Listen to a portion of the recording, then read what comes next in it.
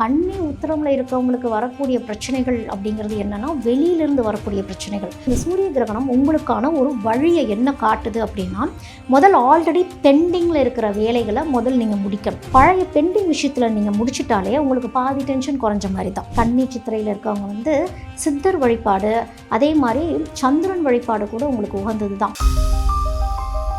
Retro ஆன்மீக நேயர்களுக்கு எனது வணக்கங்கள். இன்றைக்கி நம்ம பேச போகிற விஷயம் என்ன அப்படின்னா, இப்போது சூரிய கிரகணம் வருது.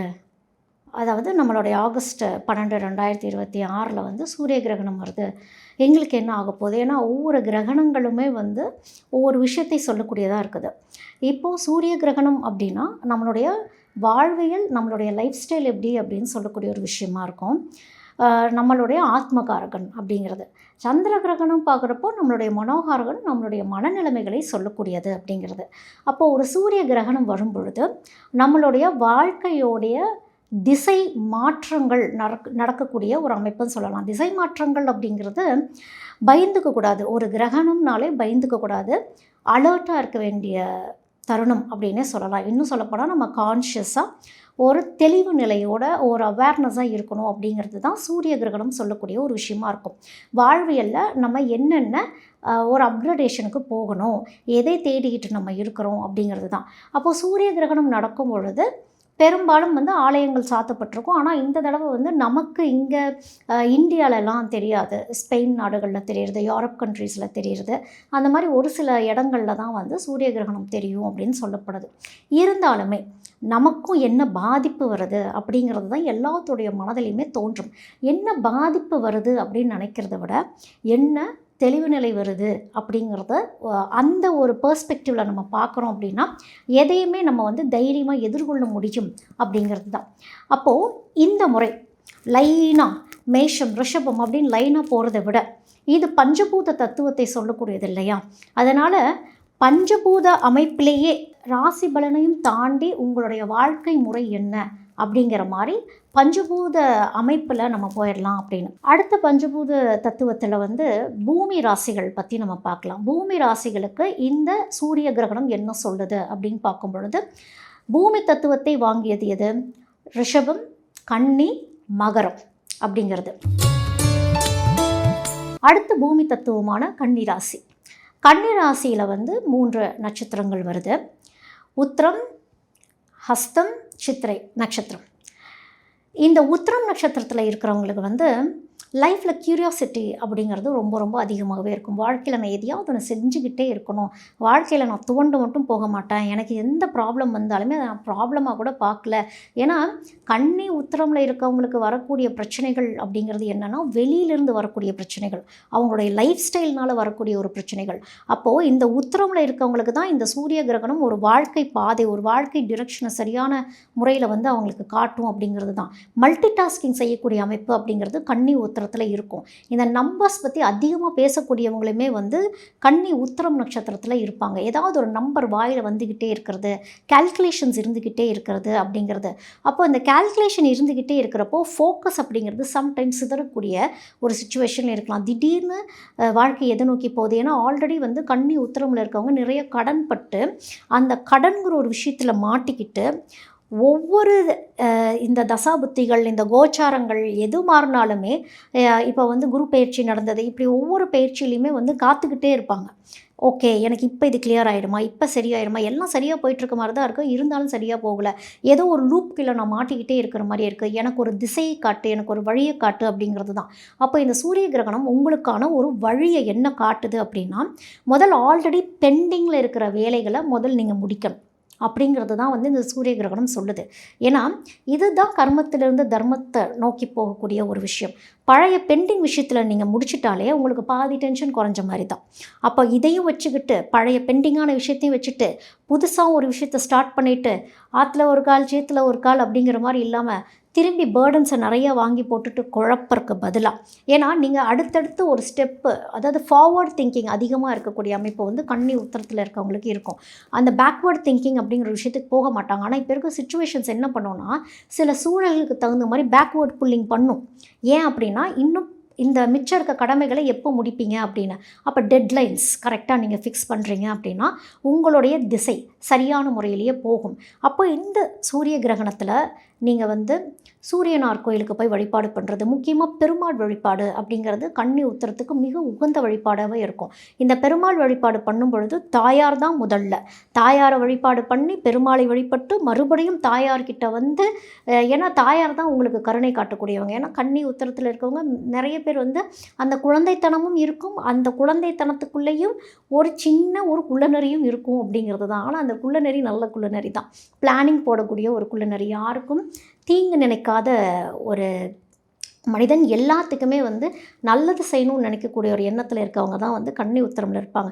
நீங்கள் மற்றவங்களுக்கெல்லாம் நல்லது செய்யணும்னு நினச்சி எல்லாம் செஞ்சு இப்போது யாருமே இல்லை, இப்போ புதுசாக ஆட்கள் உங்கள் வாழ்க்கையில் வருவாங்க. அந்த புதிய ஆட்களை எப்படி சரியாக யூஸ் பண்ணிக்கணும். ஜென்ரலாகவே கன்னி உத்திரத்துக்கு வந்து ஃபேமிலி மெம்பர்ஸ் எல்லாம் தாண்டி உங்கள் கூட யார் கலீக்ஸாக இருக்காங்களோ, யார் ஒர்க்கர்ஸாக இருக்காங்களோ, உங்ககிட்ட யார் வேலை செய்கிறாங்களோ, இதெல்லாமே சனி சம்மந்தப்பட்ட அமைப்பு. சூரிய கிரகணம் என்ன சொல்லுதுன்னா, சூஸ் பண்ணக்கூடிய ஆட்களை சரியான முறையில் சூஸ் பண்ணி அவங்களோட ஒரு ஈக்குவாலிட்டி காட்டி நீங்கள் இருக்கும். நீங்கள் ஈக்குவாலிட்டி காட்டுவீங்க தான், ஆனால் அது கரெக்டாக கண்டினியூ ஆகணும். அந்த கண்டினியூட்டி கரெக்டாக போச்சுன்னா நீங்கள் அடுத்த லெவலுக்கு போயிடுவீங்க அப்படிங்கிறது தான்.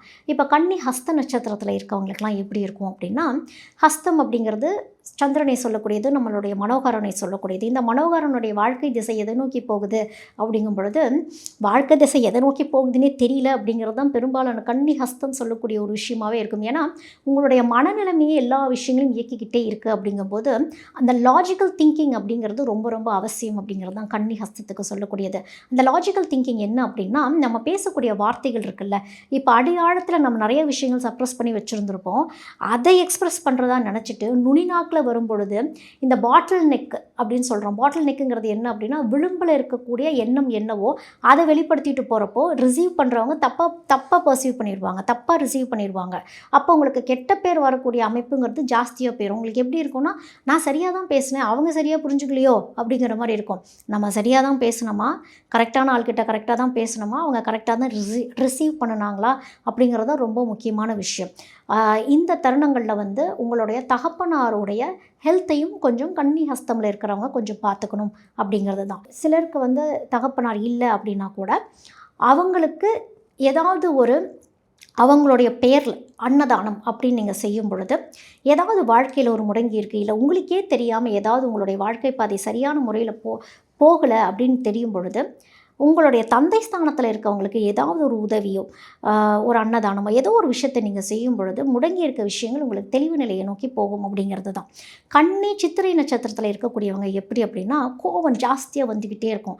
அந்த கோபத்தை எப்படி கண்ட்ரோல் பண்ணுறது, எனக்கு எல்லாமே பர்ஃபெக்ஷனிசமாக இருக்கணும், ஒரு சரியான முறையில் இருக்கணும், என்னுடைய பர்சனல் லைஃப் நிறைய டிஸ்டர்பன்ஸ் இருந்துக்கிட்டே இருக்குது, நான் யாருக்கும் எந்த துரோகமும் பண்ணல, ஆனால் எனக்கு எல்லாமே முடங்கி போயிட்டே இருக்கிற மாதிரியே இருக்குது, என் வாழ்க்கை எந்த திசையை நோக்கி போகுது அப்படிங்கிறப்போ, கன்னி சித்திரையில் இருக்கவங்க வந்து கொஞ்சம் ஒர்க் ஃபோக்கஸ்டாக இருக்கக்கூடியவங்க, கொஞ்சம் ஒர்க்கஹாலிக்காக இருக்கக்கூடியவங்க, ஹெல்த்தையும் கொஞ்சம் கவனிச்சுக்கணும் அப்படிங்கிறது தான். சூடு சம்மந்தப்பட்ட விஷயங்கள் உங்களுடைய ஹெல்த்தில் பாதிப்பு உண்டாக்குறதுக்கு அதிக வாய்ப்பு இருக்குது. ஒபிசிட்டி ஆகக்கூடிய ஒரு வாய்ப்பு, ஹெல்த்து, ஃபுட்டு, சாப்பாட்டு முறைகள் சரியான முறையில் நீங்கள் சாப்பிடணும் அப்படிங்கிறது தான். உங்களுடைய லைஃப் ஸ்டைல் அப்படிங்கிறது நீங்கள் கரெக்டாக எப்படி ஸ்ட்ரக்சர் பண்ணி கொண்டு போகிறீங்க, உங்களுடைய ஒர்க் லைஃப் பேலன்ஸ் அப்படிங்கிறது சரியான முறையில் இருக்கணும் அப்படிங்கிறது தான் வந்து இந்த சூரிய கிரகணம் உங்களுக்கு சொல்லக்கூடியது. இந்த சூரிய கிரகணம் என்னென்னா, சித்திரை அப்படிங்கிறது செவ்வாயின் அம்சத்தை சொல்லக்கூடியதுங்கிறப்போ நீங்கள் கொஞ்சம் கூல் டவுன் ஆகணும் அப்படிங்கிற ஒரு விஷயம்தான். அந்த கூல் டவுனுங்கிறது என்னென்னா, ஒர்க் லைஃப் பேலன்ஸு. நீங்களாக போய் எக்ஸஸ் ஒர்க் பண்ணி, ஓவர் ஒர்க் பண்ணி நீங்களாக போய் மாட்டிக்கக்கூடாது. உங்களுடைய திறமையை ஒரே இடத்துலையே கொடுத்துட்ருக்கக்கூடாது. உங்களுடைய திறமை வந்து எல்லாத்துக்கும் பயன்படுற மாதிரி இருக்கணும். ஏன்னா அந்த அளவுக்கு வந்து கலைத்திறமை இருக்கிறவங்க தான் சித்திரை நட்சத்திரத்தில் இருக்கிறவங்க. அப்போது சரியான ஆட்கள் கிட்ட போயிட்டு ஒரு பவுண்ட்ரி செட் பண்ணி உங்களுடைய வேலைகளை நீங்கள் பார்க்கும் பொழுது மன நிம்மதி தான் எப்போவுமே கன்னி சித்திரையில் இருக்கிறவங்க எதிர்பார்க்கக்கூடிய ஒரு விஷயமாகவே இருக்கும். நீங்கள் வந்து விஸ்வாமித்திரர்லாம் கொஞ்சம் பிடிச்சிக்கணும், சித்தர்களை கொஞ்சம் அதிகமாக நீங்கள் பிடிச்சிக்கணும். கன்னி சித்திரையில் இருக்கவங்க வந்து சித்தர் வழிபாடு, அதே மாதிரி சந்திரன் வழிபாடு கூட உங்களுக்கு உகந்தது தான். இப்போ இந்த சூரிய கிரகணம் முடிஞ்சு நாங்கள் என்ன செய்யணும் அப்படிங்கும்பொழுது, உங்களை கூழ்படுத்தக்கூடிய ஆலயங்களுக்கு நீங்கள் செல்வது அப்படிங்கிறது தான் வந்து உகந்தது. அப்போ சந்திரன் சம்மந்தப்பட்ட ஆலயங்களுக்கு நீங்கள் போயிட்டு வர்றது, இப்போ திருப்பதி போயிட்டு நீங்கள் தாராளமாக திருப்பதி போயிட்டு வரலாம். ஏன்னா அங்கே வந்து கொஞ்சம் கூல் டவுன் ஆகக்கூடிய ஒரு அமைப்பு அப்படிங்கிறது இருக்கும். லைஃப்பில் சில மாற்றங்கள் வரக்கூடிய அமைப்பு அப்படிங்கிறது வந்து உங்களுக்கு திருப்பதி ஒரு பெரிய, இப்போ நாங்களாம் வெளிநாட்டில் இருக்கோம், எதோ ஊரில் இருக்கோம், நாங்கள் எப்படி திருப்பதி போகிறது அப்படின்னா ஒன்றும் இல்லை, நீங்கள் வந்து பெருமாள் வழிபாடை கொஞ்சம் ஸ்ட்ராங் பண்ணிக்கிறது அப்படிங்கிறது தான். சந்திரன் சம்மந்தப்பட்ட வழிபாட்டு முறைகள், இப்போ சிவன் கிட்ட நீங்கள் வழிபாடு பண்ணும்பொழுது கூட ஓம் சோமாய நமக, ஓம் சந்திராய நமக அப்படின்னு சந்திரனை கொஞ்சம் கிளியர் பண்ணிக்கிறப்போ உங்களுக்கு பாடி கூல் அப்படிங்கிறது கொஞ்சம் ஆகும் அப்படிங்கிறது தான். பாடியை வந்து ஒரு சமநிலையில் வச்சுக்கணும். அந்த ஹீட் எனர்ஜிங்கிறது அதிகமாக இருக்குங்கிறப்போ பேலன்சிங் ரொம்ப அவசியம் அப்படிங்கிறது தான். எத்தனையோ கோடி ஜென்மாவிலே புண்ணியம் செய்தால்தான் வாய் முருகான்னு சொல்ல வருமா? சிவன், பிரம்மா, மகாவிஷ்ணு, அம்மன், பெருமாள், விநாயகர் நிறைய சொல்கிறீங்கல்ல. ஆனால் இவங்க எல்லாருமே என்ன சொல்லுவோம்? இந்து கடவுள்னு சொல்லுவோம். ஆனால் ஒரே ஒரு கடவுளை மட்டும்தான் தமிழ் கடவுள்னு சொல்கிறோம். இதுலேயே தெரிஞ்சுக்கலாம் முருகருடைய சிறப்பு என்னன்னு. நான் என்னையா தப்பு பண்ணேன்? எனக்கு தெரியல உன்னை பற்றி, அதுக்காக எனக்கு இவ்வளோ பெரிய தண்டனை கொடுப்பியா நீ? ஓன்னு அழறேன். உலகளந்த பெருமாள்னு கேள்விப்பட்டிருக்கோம். யாரை சொல்லுவா? பெருமாளை சொல்லுவார். ஆனால் முருகப்பெருமான் இரண்டாவது முகமாக பூமிக்கும் வானத்திற்கும் காட்சி கொடுக்கக்கூடிய முருகன் இரண்டாவது முகம் வாமதேவ முகம்னு பேரு. உங்களுக்கு ஒரு கஷ்டம் வந்துருச்சு, என்ன பண்ணுவீங்க? முருகன்னா சொல்லுவீங்க, ஐயோ முருகா என்னை எப்போ காப்பாத்துவேன்? எனக்கு யாசகம் போட்டுட்டு போனாங்க. நான் யாசகம் வாங்க போன இடத்துல உட்கார்ந்தேன்னு கூட எனக்கு தெரியாது. அதாவது சொல்லுவாங்க, செவ்வாய் வெறுவாய் அல்ல, முருகனை நினைத்தால்.